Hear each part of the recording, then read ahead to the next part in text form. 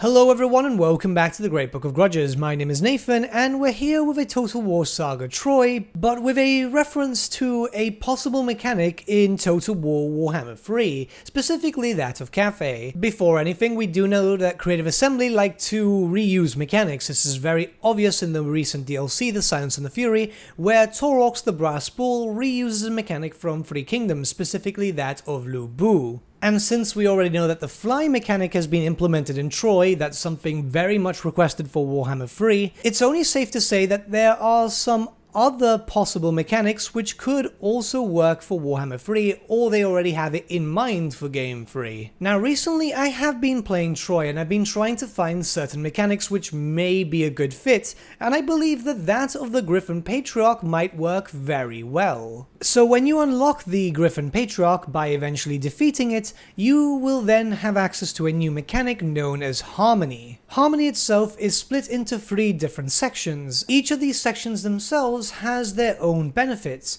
and what makes this mechanic so unique is that you can go about with this so-called harmony.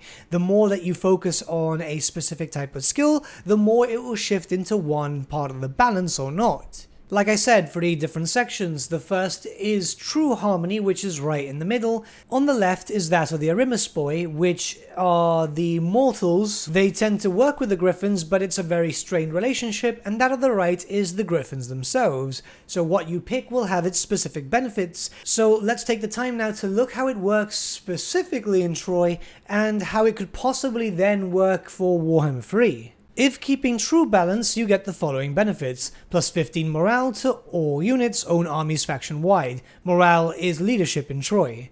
Next, you get plus 10 line of sight to all armies in own armies faction-wide. And finally, happiness plus 2 faction-wide. Happiness is actually what we call public order, but in Troy. So it seems simple enough. The bonus, in fact, is more reminiscent of that of a faction effect more than anything else.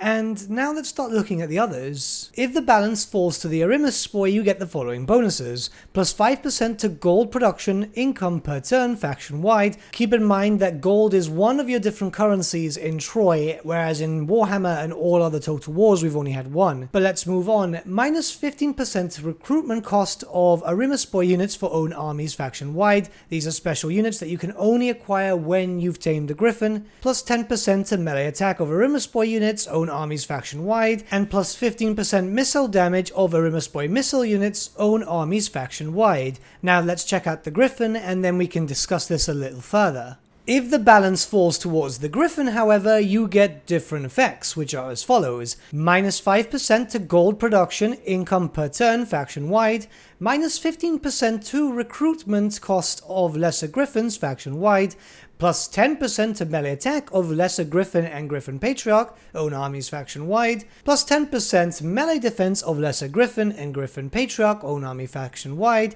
and finally unit capacity plus 2 lesser Griffins faction-wide.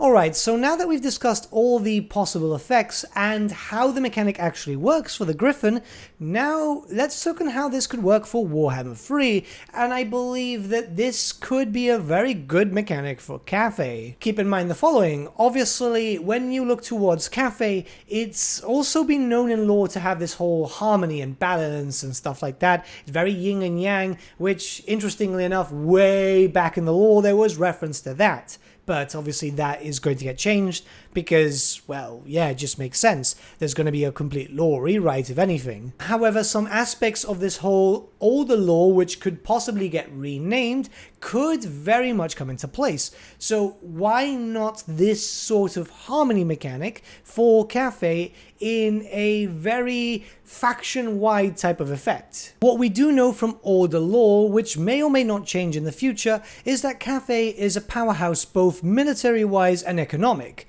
So wouldn't it be interesting if there was a harmony balance in terms of that? Or if you want to go into deeper lore between Chaos Corruption of Tzeentch and then the standard gods that they normally worship.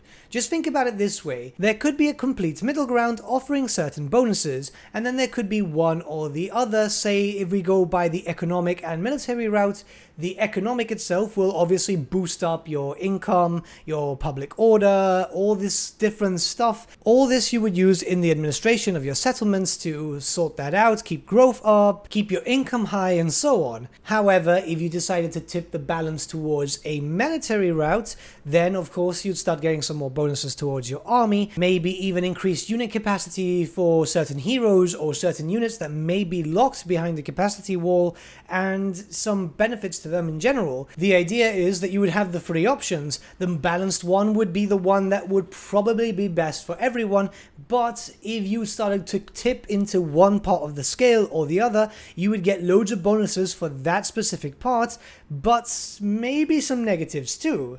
So like I've explained, you'd get some bonuses towards economic route if you went economic, and maybe your troops would have less leadership or be a bit weaker. It's the whole, you need to decide exactly what you want, and it would be kinda interesting. I think the mechanic that you unlock after recruiting the Griffin Patriarch would serve Cathay rather well, as it will give the nation something very different, but still also be quite familiar with Cathayan lore, depending of course how much is changing. We don't know exactly how much, though that being said, we've looked at Kislev, and Kislev really hasn't changed that much, barring the introduction of the Great Orthodoxy, so it could just be that a lot of stuff will just be renamed and rehashed, so that means that the whole yin and yang prospect is still possibly there. We're gonna have to wait and see, but something like this, like I said, would fit Cathay very well, and obviously Cathay, especially since it's the first time ever that they're gonna get a full army. Yes, they had some miniatures way back in the day, but never a complete army. So this might be something to make them unique, which if we're going to be fighting against 4 different Chaos factions, which presumably would all be very unique, and Kislev has unique faction stuff in the future, well, they're going to need to stand out too, aren't they? But let me know what you guys think in the comments below, and let's start a bit of a discussion. I'm rather curious to see what you guys think. It's just, I've been playing around with Troy, and it's just kept going back to me to think of Cathay. But with that, my friends, we've come to the end of our video. Thank you so much for watching. If you did enjoy the video, might I suggest giving the video a like, or even subscribing to the channel, as it really does help us out. In the description section below are various links to different social media platforms such as Facebook, Instagram, and Discord. Also in the description section is an affiliate link with Element Games, where you could buy loads of hobby-based products, not just Warhammer, for 10 to 25% off. Making a purchase using that link and also our special code, which is also in the description, supports the channel at no extra cost to you, which we think is rather cool. A big thank you to our patrons. Your support means the world to us. It's amazing that people want to help a small channel like us grow and get to a higher level of content. A big thank you to Gibraltar LUSC, Ryan Bertsche, Andrew Prince, and Okro for subscribing to us at our Fame level. You guys are super cool. And a big thank you to Edward Yule, VS Vasan, Aaron Whitman, and Shaggy for subscribing to us at our King level. Honestly, we can't thank you all enough. And lastly, a big thank you to all of you for liking, sharing, and commenting on these videos. Honestly, it's because of you guys that the channel's been growing at such a great pace lately, so we can't thank you all enough. But with that, my friends, thank you so much for watching once again, and we shall see you all again very, very soon. Have a good day.